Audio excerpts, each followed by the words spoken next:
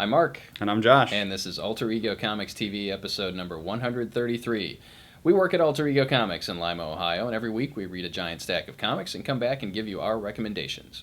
This week we're starting with, what is this? Batman and Robin 23.3, a.k.a. Ra's al Ghul and the League of Assassins, number 1.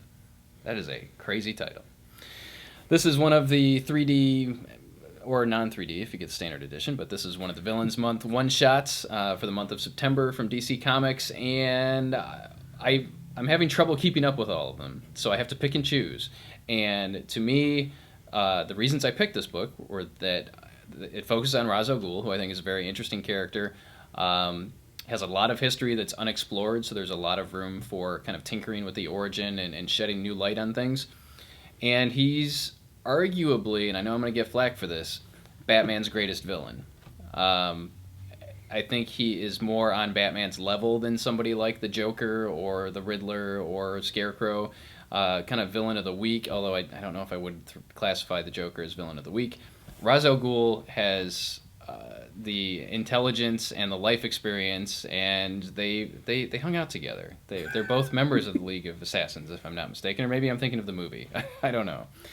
So Ra's al Ghul was one of the main reasons I picked this book. It's also written by James Tynion IV, who wrote the excellent Court of the Owls one-shot last week and is Scott Snyder's protege. Now, Tynion's work, I think, has evolved since he first appeared on the DC scene, probably about a year ago when he started doing some backups in Batman, and then he started writing the Talon series. And between last week's Court of the Owls and this week's Ra's al Ghul, I think he's really going to go places. The great thing about this book, again, is we're seeing Ra's al Ghul throughout history and how he's manipulating events to suit his crazy needs, and how he's been on the scene of historical crises, for lack of a better term. The artwork by Jeremy Hahn is excellent, so it's another great combination of story and art. And for me, if one of those is lacking, then I don't enjoy the book as much. So it's great that the art is a good complement to the story this go around. And it's a great standalone one-shot for Ra's al Ghul. It ties in directly with what's going on with the Secret Society of Supervillains in the present-day DC universe. And I really enjoyed it. It's got a very cool 3D motion cover that maybe you can see if you can find one. But I thought it was really good. You liked it too, right? I did like it, and you won't have any trouble finding one at Alter Ego Comics, probably, because we got a bunch of them. We didn't even get the standard cover. We had so many of the lenticulars, so hopefully it'll be on the stands when you get here. And Villains Month is really firing on all cylinders, except DC's kind of human, and they have these flaws that they sometimes come back to, and they keep trying the same things over again that are horrible. And for that, I have to send a very special message. This is for you, D. Diddy. Eclipso is dumb. Eclipso is awful. People don't like Eclipso, and Eclipso kills books. James Robinson was writing Justice League 2 years ago. James Robinson is probably in my top 10 comic writers. I love Starman. I really like the Golden Age. He's done a lot of great work, and I was really digging his series. And then Eclipso showed up. And it's not just me. It's not the quality of the book drops, although it does, because Eclipso's dumb. You know, our sales in the store, we lost a third of the readers when Eclipso showed up in that book. Team 7 was firing on all cylinders. Of the second or third round of New 52 books, Team 7 was one of the better books. It had a lot of recognizable characters in it. You know, you had Deathstroke, you had some of the Fairchild, you had Black Canary, you had a bunch of people that people liked, and people were reading the book until Calypso shows up. 60% of the readers vacated Team 7 when Eclipso showed up. And the most damning example, and the one that hurts me the most deep in my heart of hearts, is Sword and Sorcery. Sword and Sorcery I liked. Mark liked Sword and Sorcery, and he hates both swords and sorcery, excepting Lord of the Rings and Ron Howard's masterpiece, Willow. And we just thought it was an amazing book on the stands. It was a great female, strong lead, new book from Christy Marks, and it died on the vine when Eclipso showed up. 75% of readers vacated Sword and Sorcery during its Eclipso run, after which it was canceled. Stop making Eclipso books. They're dumb and no one likes them. Also, on a relatively unrelated note, Eclipso has pointy ears and half of his face is a different color from the other half. People are just going to think he's Malekith. There's a Thor movie coming out. They're not going to know who he is. So I can't. Back to you, Mark. Well, that was emotional. I know that was difficult for you to explore those feelings about Eclipso. The only thing I really remember about Eclipso was when the DC annuals all tied together with Eclipso in the 1990s, and there was actually a little plastic purple gem on the cover of those annuals. You know what I'm talking about. You do. You remember those. Eclipso is dumb. And I mean, he's given you our sales figures of people who left the books when Eclipso showed up. So enough. No more Eclipso. Wasn't Eclipso, what's her face? The Atom's wife? Jean Loring, briefly, yes, after Identity Crisis. And well, that was during Robinson's run, right? She was... Maybe before? Yes, parts of it, I think. Not all of it. Anyway. I don't know. I vacated the book halfway through the Eclipso run. And now... Is it your turn now? It's your turn. Carry on. Okay. Back to you. Thanks, Josh. Next up for me is Infinity Part 3 of 6 by Jonathan Hickman, Jerome Opeña, and Dustin Weaver. I don't know why I'm talking like this, other than I think I'm on the news. Infinity is... I had a conversation with another staff member about Infinity this morning. And we only have 4 staff members, so I'll leave it to you to figure out who it was. It wasn't Josh. Infinity is turning out to be a tough sell to Marvel fans for a variety of reasons. Part of it, the biggest part, I think, is that it's written by Jonathan Hickman, who is an excellent writer, but he's a very brainy writer. He's a very highbrow, hard science fiction type of guy. And that works for some people, but it doesn't work for everyone. And when you do a crossover big event at one of the big 2, I think you have to go to the least common denominator and make it accessible to the largest number of people. And that could be one reason why some people are kind of pushing back from Infinity. Having said that, after reading issue 3, and obviously I've read issue 1 and 2 as well, I'm enjoying it. You cannot breeze through reading an issue of Infinity. There's a lot of meat to it. There's a lot of substance to it. And it's probably one of the biggest scale events that Marvel has ever done. You know, in Avengers vs. X-Men, it was all about the Avengers and the X-Men and the Phoenix Force coming back. It was primarily about the Earth. Civil War was really about something happening in the United States, and specifically in New York City and California. But Infinity is a universe-spanning event, and it's not easy to wrap your brain around. It'll make some people's heads hurt. But it's kind of cool to see the Avengers taking a back seat to some of these extraterrestrial elements, to the Shi'ar, to the... Who's Star-Lord's dad? The Spartax. The Spartax, the Kree, the Skrull. There's a lot of Marvel continuity in here. There's a lot of Marvel history in here. And for that, it gets a big plus. But, again, I don't think it's going to be for everybody. I've already talked to some people that said they've dropped it. They're not continuing with it. But, my 2 cents, it's good. It's enjoyable. I think it's obviously going to have ramifications that affect the Marvel Universe for a long time to come. But I can't criticize the writing or the art. They're both very, very strong. It just may be a little beyond some folks. I'm not insulting any of you. I'm one of those people. I am the least common denominator. And I still liked it. Anything? No, I liked it too. I think Hickman really does kind of 3 different types of stories. The first is like Red Team, his time travel war story, where the concept is the story. You know, the concept was the cool part. We got sucked in immediately, and then it rounded up and made sense in the end, but most of it was how cool the concept was. That was Red Wing, by the way. Oh, Red Wing. What did I call it? Red Team is Red Team. Oh, that's Garth Ennis. Dynamite. I almost thought I said Red Shift, which is a Marvel character. Anyway, another kind that he does is best typified by Manhattan Projects.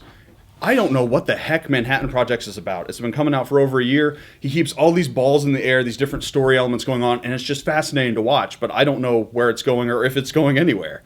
And this is the third type. This is calculating, this is epic planning conclusion Hickman. And this is really maybe my favorite of his recent stuff, because clearly you really see it in this issue. All the threads come together, and there's this thing that you didn't even see coming, even though you had all the pieces to add up to it. So yeah. It's definitely not for everyone. It's not an easy pick up and read, but it is good in my opinion. And next up, if you take, equal parts of Dr. Seuss and Doctor Who, tell the story in the mellifluous words of Neil Gaiman with the whimsical art of Scotty Young, you get, fortunately, The Milk. This is Gaiman's new book I hesitate to say for young readers, but it's for readers of all ages. But it is definitely aimed at something you can read to your kids, read with your kids, or your kids can read on their own without any worries about content. And it's great. It's a fun story. It's very much, it reminded me a lot of Shel Silverstein's work, stuff like Where the Sidewalk Ends, The Giving Tree, Kids in the Attic. Kids in the Attic? Thoughts in the Attic? Thoughts in something in the attic. Children in the attic? No. Children under the stairs. Yes. People under the stairs. Kids in the hall? Flowers in the attic? What is that? I can see the book. It's got the kid's head with the house and the windows. Something in the attic. Anybody in the crowd? No? Nobody? Oh. And it's just a joy. This is great for anyone whose father told them stories that were perhaps less than factual. And it's great to read to your kids. It's great to read with your kids. It's just a fun, cool book that is interesting and innovative and whimsical, and I just enjoyed the heck out of it. It was great to have something light and heartwarming and fun in the face of horrible villains month over here with awful things happening to everyone because the villains are in charge and the world coming to an end almost in infinity with gods coming down upon us. And it was just great to have a nice palate cleanser that I think would really work for any families. And I haven't had a chance to check this out yet. This is, you alluded to this, or you mentioned the Shel Silverstein stuff. I imagine this is mostly prose with occasional drawing. It's prose, and you have illustrations pretty much every page. Okay. But it is a prose work. It is not a comic book, just so you know. But it is written by Neil Gaiman. And drawn by Scotty Young, who both are both comic people. Yes. Great. Comic book people. We should start a show called Comic Book People. I don't know what it would be about other than comic book people. But it's a reality show where it's like a battle of the network stars, but with the people from Marvel and DC, and they compete in really weird events. Awesome. You see like Tom Brevoort versus Dan DiDio and Joe Quesada versus Jim Lee.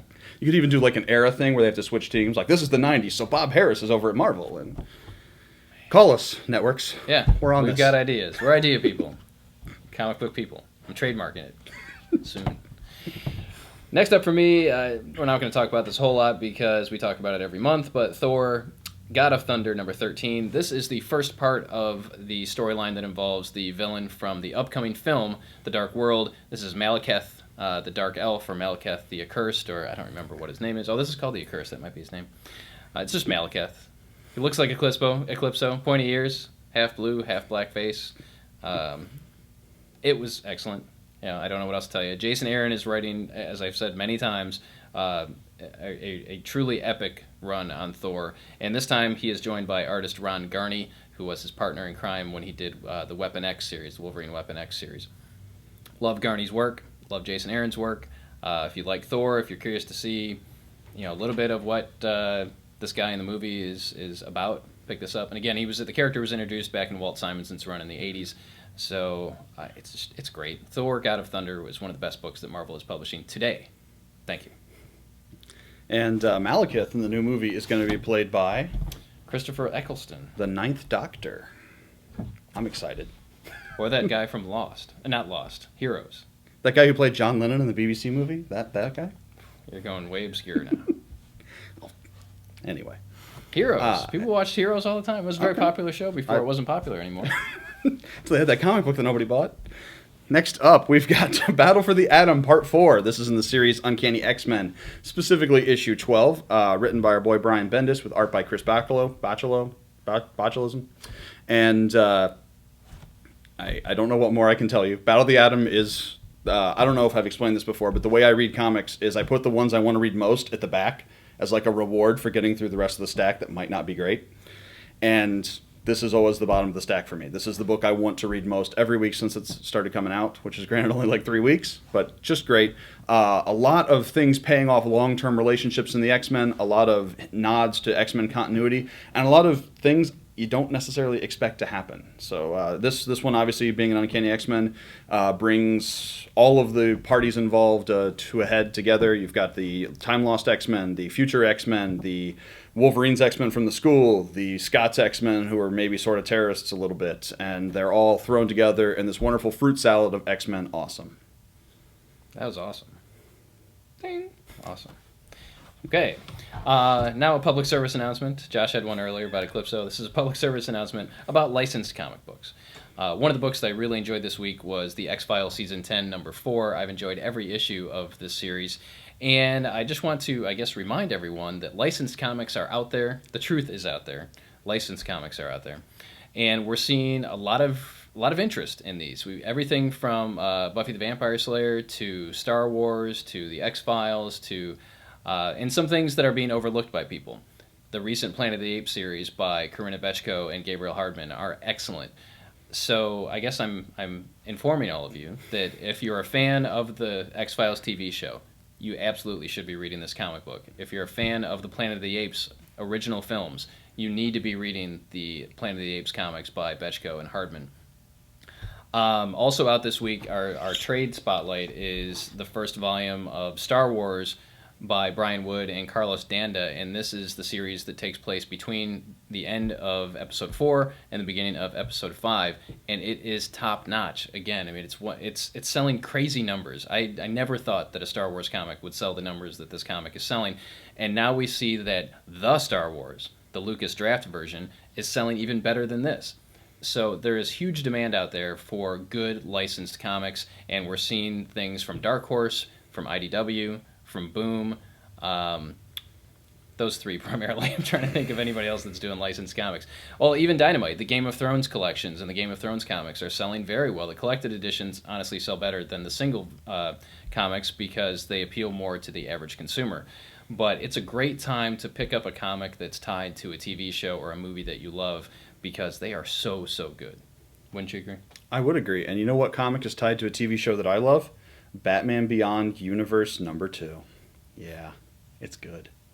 I am a sucker for Batman Beyond. Part of that is my age. Part of that is that it was the culmination of the Batman the Animated Series universe. And this issue is no exception. We've got writing by Kyle Higgins and Christos Gage, who are two people I generally really enjoy work from. And we've got the backup story, or the back half, it's divided into 2 equal parts, is continuing a Batman story where he's... I don't even know. So there's a bad guy, and it appears that he's fighting classic Nightwing and Barbara Gordon Batgirl and Batman, Bruce Wayne, but from like the current time, or recently in the past, the current Batman the Animated Series timeline anyway. And it's just really interesting, and I especially like that they're bringing in old, Commissioner Gordon, Barbara Gordon, and Dick Grayson, one-eyed, mean, old Nightwing, to kind of create the Bat family again in the future universe. But actually the real selling point on this issue is the lead story, which typically I'm not a huge fan of the Superman Beyond stuff, but the lead is a Superman Beyond story where Clark has lost his powers temporarily as a result of an alien attack, and Lois in the Beyond universe has been dead for some time, and so now he's getting back into the dating world, and Superman he's from Earth, he's super powerful, but he's rarely a fish out of water. So it's really great to see him not know what to do in these situations. He doesn't know about dating. He hasn't dated anyone in decades because he was married to Lois. And so he goes to his only real friends, the Justice League, whose advice is questionable and hilarious, and just a lot of fun to see Superman in a really human situation. So Batman Beyond Universe number 2, thumbs up. Another great week of stuff, and I'm actually going to pose a question to you, our viewers, instead of asking you to pose us questions, although you can pose as much as you want. We will answer those questions for you. But it actually came to me as I was listening to Josh talk about something today, I don't know, during this video. He doesn't actually listen to what I say. I usually just zone out when talking. Josh is talking, and then the red light comes on above the camera, and I know that I'm supposed to talk. But how do you read your comics every week? Do you put your favorites first? Do you put your favorites at the end like Josh does so that it's a reward for reading crap? Not that there's a whole lot of crap out there. There's a little bit of crap. But yeah, how do you do that? Do you break it up over a series of days? Are you like us and you just binge and you have to read everything so that you're in the know so nothing gets spoiled on the internet and Twitter and Facebook and all that stuff? Let us know. Leave us a comment how you read your new comics every week. And if you don't read monthly comics, how do you survive waiting for the trade? I just couldn't do it. That's it for this week. Thank you for watching. We'll see you next time.